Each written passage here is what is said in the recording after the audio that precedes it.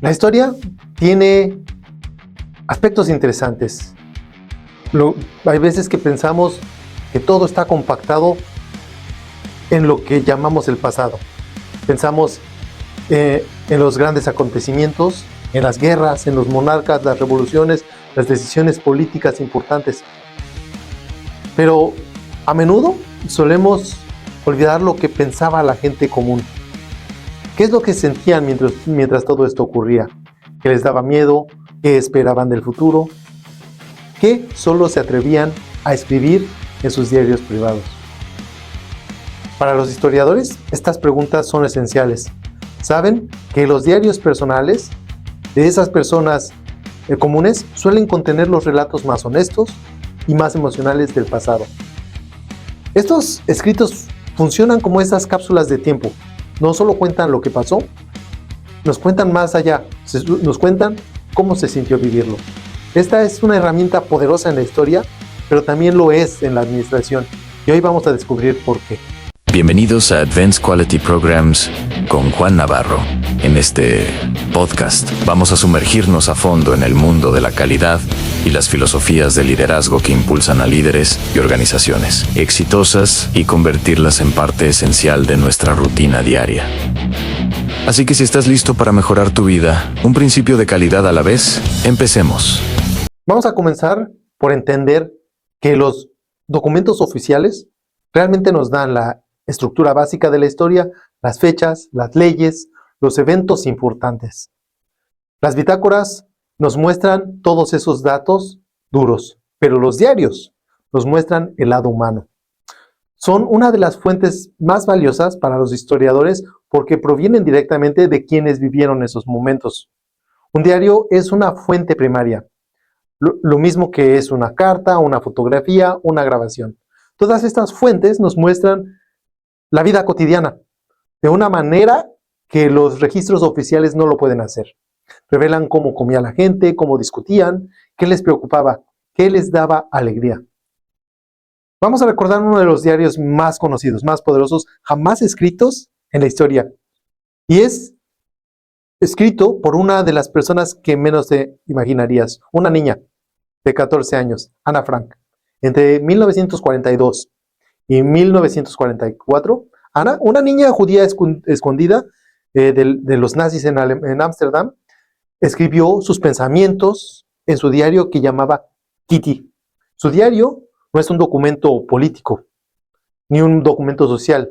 Es el relato emocional de esta adolescente que vive con miedo. Por ejemplo, el 28 de septiembre de 1942, escribió, abrimos comillas, no podemos salir. Me angustia más de lo que puedo expresar.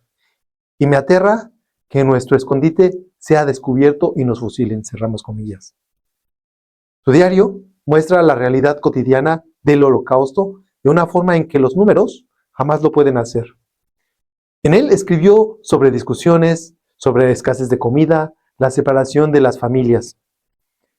El 13 de enero de 1943 tiene una anotación que dice, abrimos comillas, cosas terribles están pasando afuera. Las familias son destrozadas, hombres, mujeres y niños son separados, cerramos comillas. A pesar del sufrimiento de su diario, también nos muestra cómo tiene esperanza, incluso en esta clandestinidad. Aquí dejó escrito, abrimos comillas, sigo creyendo, a pesar de todo, que las personas son verdaderamente buenas de corazón, cerramos comillas.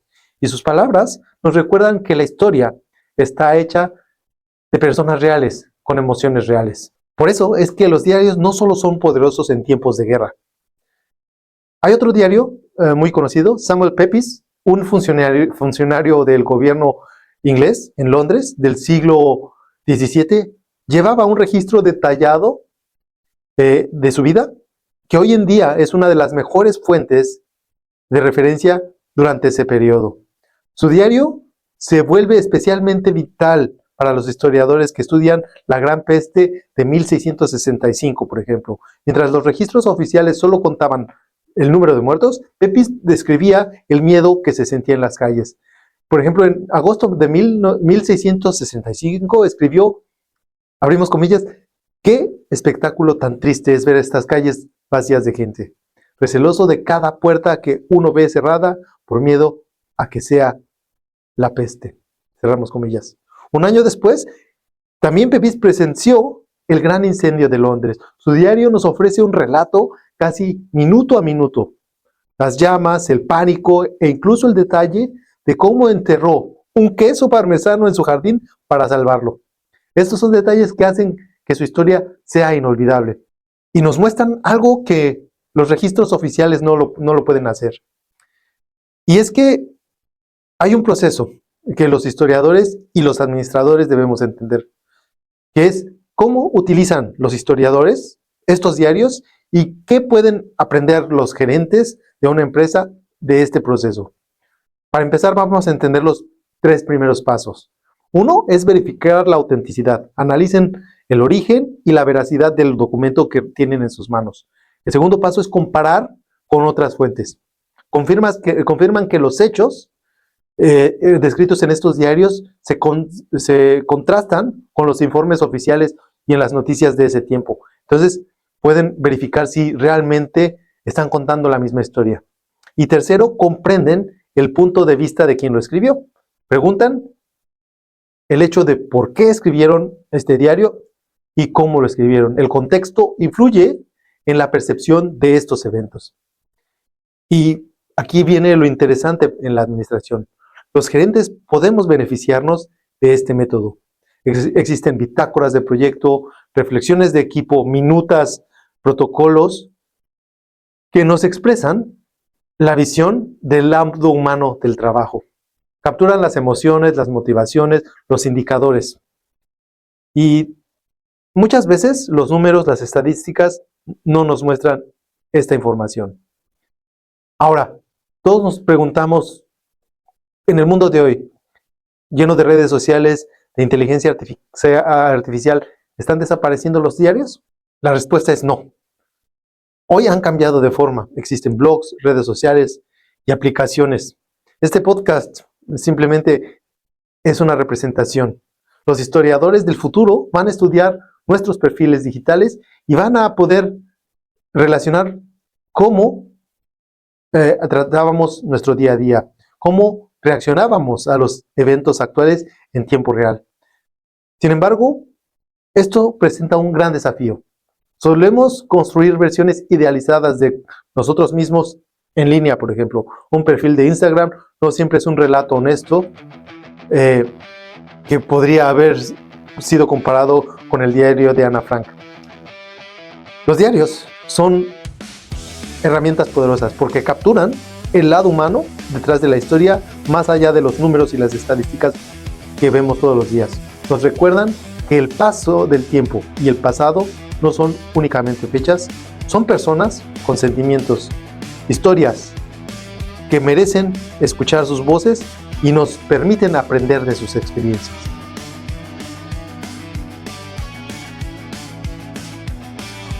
Y eso es todo por el día de hoy.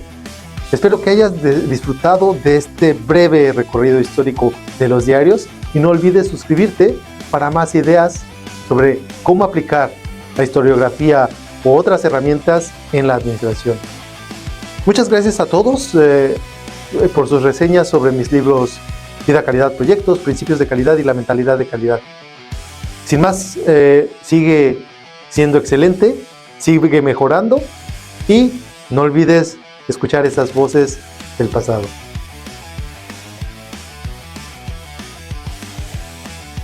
Un pequeño cambio lo desencadena todo. Observa cómo funciona el pensamiento ágil. Inspecciona, adapta, repite. Cada paso construye el siguiente, creando un impulso seguro e imparable. Esta es la mentalidad de calidad de Juan Navarro. Consigue tu copia ahora.